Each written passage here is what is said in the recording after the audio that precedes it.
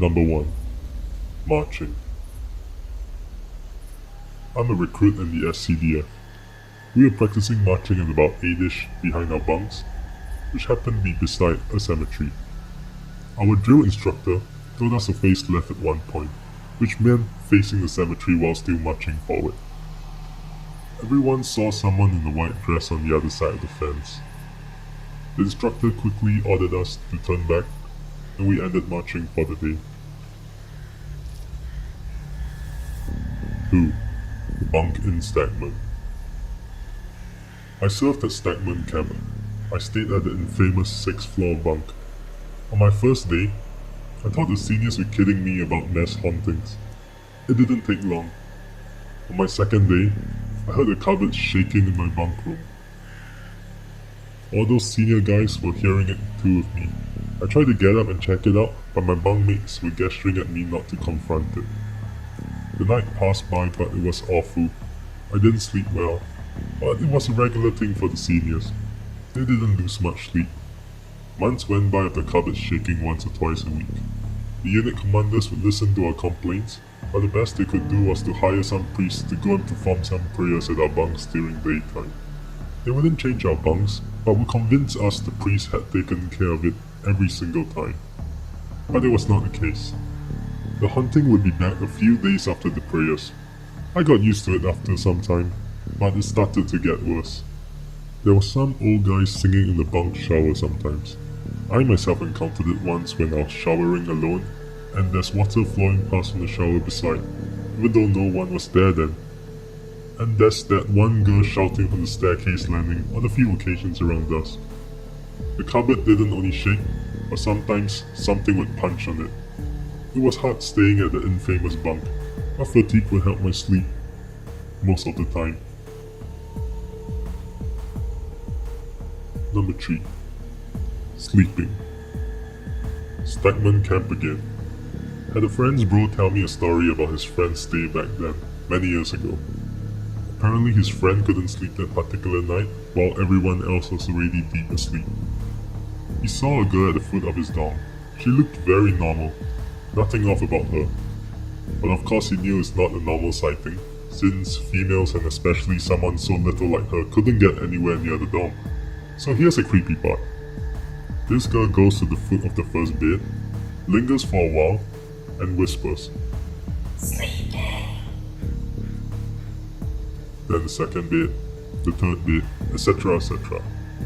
When she came to his bed, he was scared shitless and tried to stay still, pretending to be asleep. She took quite long, but confirmed. "Sleeping." She started again from the first bed, and got to him, and this time he heard, "Not sleeping." He just sat up on his bed screaming until the whole bunk was wide-eyed awake. No one slept that night. Number 4. The Bell. At the back of my camp is a tank shed where tanks will drive out from a gate into rough terrain for training exercises, which is outbound to the public. So during the time when there's no handphone, every time when tanks are back after exercise, all tired and dirty, they'll be stuck at the gates to go inside camp. One unlucky soldier will have to run all the way through the tank shed, parade square, up a hill, and to the bunks to call the COS. The COS would then run the same way back to open the gates for the tanks to park. Thus, during the idea implementation project, someone thought of doing an electronic bell connecting the gates to the COS office. So when the tanks are back, they just need to press the bell, and the COS will hear it in his office, and will come down to open the gates. A while later, on some nights, the COS on duty will hear the bell, and go all the way to the gate to find there's no one there. Another time, the COS heard the bell, but knows something is wrong as there's no exercise that day, so he stay put. But the bell keeps ringing, as if to taunt the poor guy on duty. Number 5. Historical Parade. Over 20 years ago, I was a recruit at Old Nisun Camp, BMTC. First day of enlistment, first night in the bunk. Everyone was fast asleep. At about 2 a.m., A loud voice came from the parade square, which woke everyone. We heard someone marching on the parade square and someone giving commands. In Japanese. Some of my platoon mates sleeping near the windows looked through the panes, but saw no one on the parade square, even though we could still hear the noise. We were looking at each other, wondering what's going on while the noise subsides. Corporal on duty came up soon after and told us all to go back to sleep, unless we want to fall in. Number 6. Bit 13. In BMTC-2, Pegasus Company. This was 2001. There was one night when things were weird in Platoon 4. One recruit Tan from Section 1 from Bed 12 decided to sleep in Bed 13 as he didn't want to make his bed the next morning. When he woke up, cupboard 13 was open and had its mirror cracked. It was fine previously. Going back to his bed during area cleaning, they found long hair which cannot be explained. The same morning in Section 3, we found a footprint above one of the standard cupboards that we use as a store cupboard. It was a footprint, not a shoe print. How the hell did that happen? Another Redditor replies, "What's with Tekong and his long hair? Kena before too. 2012 School 4 First Company. After Sunday booking saw long hair on the bed and a handprint on the window at the edge. There's no way we can leave it there unless I climb outside, since it's at the edge. Believe me, I tried just in case it was my own. But nope." Number 7. The Imposter.